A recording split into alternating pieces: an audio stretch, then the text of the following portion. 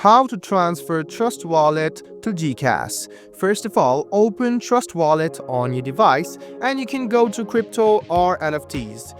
After you do that, you can scroll a bit down and select the crypto which you want to send to GCash. Go ahead and select the crypto. As soon as you do this, you can see the option of send. Go ahead and tap on send. Now what you need to do is enter your GCash address.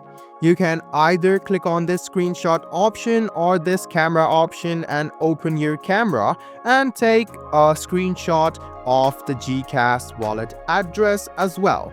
And then you can enter the BTC amount, which is the crypto, or else you can see the USD amount by tapping on it as well.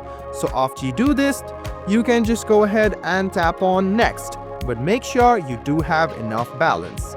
So just go ahead and copy your GCash address, paste it here, or else just go ahead and open the camera app and scan the code. And this way you can easily transfer the Trust Wallet crypto to GCash as well. I hope this video was helpful for you. Like the video, subscribe to the channel, and do hit the bell button for more.